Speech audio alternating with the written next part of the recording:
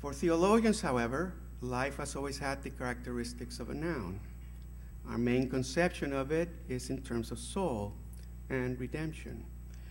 But this word has rapidly run out of favor in theological circles, precisely because of the influence that life as an adjective has had through its use in the biological sciences. On the other hand, theology also knows of life as an adjective. Christ offers us living water. The church is built out of living stones. Yet our theology of the living has suffered because of a metaphysics that has had trouble dealing with the dynamic nature of being. And while ontology may be a necessary presupposition of a rational theology, it is, in my opinion, not sufficient. Living, life as an adjective, is better addressed by a philosophy of becoming than a philosophy of being. This is, I believe, why the theological understanding of soul has suffered in our time. In theology, soul has been mostly used as a noun. Only in the field of spirituality has soul taken on the trappings of an adjective or even an adverb.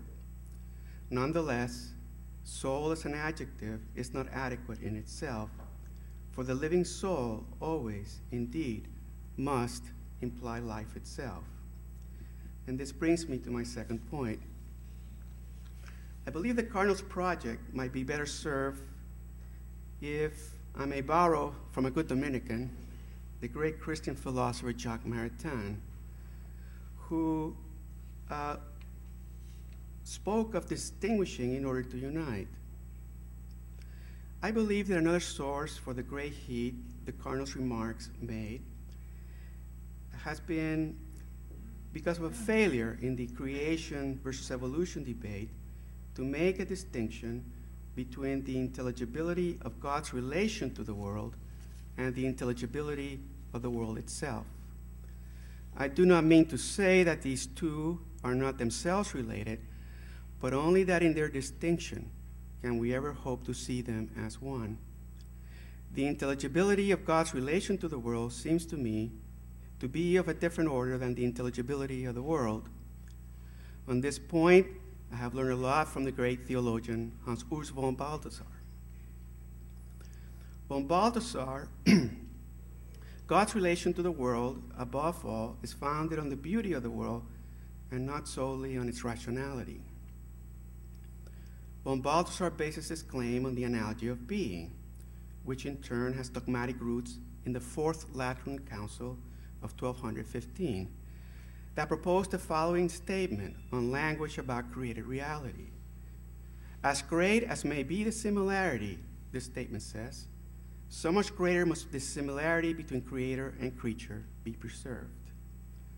Thus, the intelligibility of God to the world is based on the difference between God and the world, a difference, however, that founds a profound intelligibility. On the other hand, the intelligibility of the world is to be found on its similarities and interconnections, which science does study. Similarities and interconnections that make up an unity. In other words, a universe. As universe, the world is intelligible. Otherwise, well, I think it's not possible to be able to even imagine a world that is not a universe.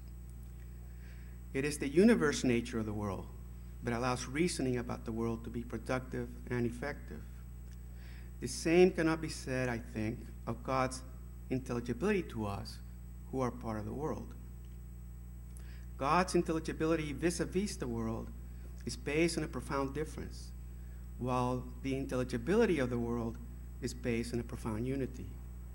While logical reasoning is the heart of being able to understand the unity of the world, logical reasoning, in my opinion, can take us only to recognize the intelligibility of God's relation to the world.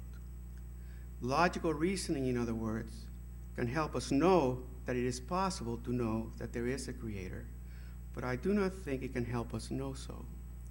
On the other hand, there does exist a foundation for truly knowing there is a creator.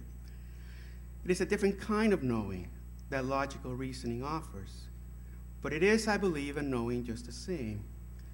The intelligibility of God vis-a-vis the world is to be found in the relation between the unity of the universe and the difference between the universe and its creator. This unity in difference, the heart of the analogy of being, is a condition that, in a sense, describes the ancient understanding of beauty, that which makes for profound unity in abundant variety. It describes a kind of knowing which I have expressed in other works as, I hope, not too mangled version of Aquinas' definition of beauty, which I have put as, beauty is that which can only be known by being enjoyed. This kind of knowing makes beauty, like life, have the characteristics of both a noun and an adjective. Beauty cannot be separated from the beautiful, yet each term has meaning in itself. Thus, in my opinion, beauty is the basis of how we come to know that God, who is beauty, loved a beautiful universe into existence. As such, beauty may well be a guiding principle for understanding the subject of evolutionary theory, for evolutionary theory amply demonstrates a profound unity between living organisms precisely because they come about in an abundant variety of forms. Thus, beauty, not vitalism, ought to be the principle by which the discipline of biology may find its soul, if I may be allowed the pun. Having made these 2 points, I would have some suggestions for Cardinal Schönborn's project, as I see it in his remarks and his book, Chance or Purpose. Your Eminence, I would like to see the discussion raised by your remarks and your book taken to a deeper level.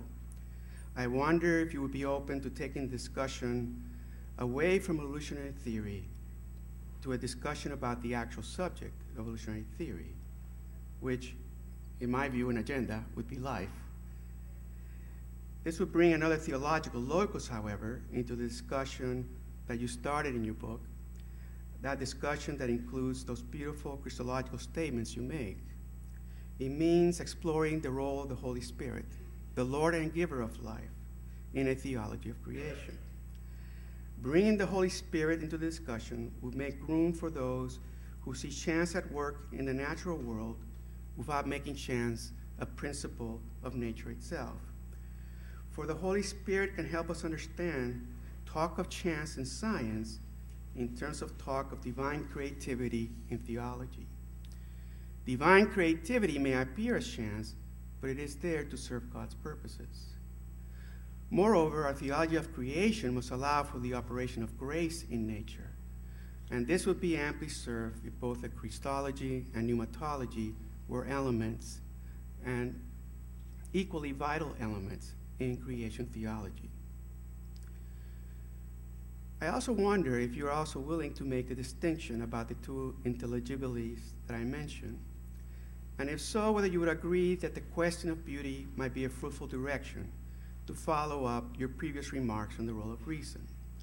You do mention beauty many times in your work, but you do not develop as fully as I think it could be. Finally, I want to thank you again for raising debate, especially if such debate serves to bring theology and science to a deeper understanding of the differences, but also the unity between them. Thank you.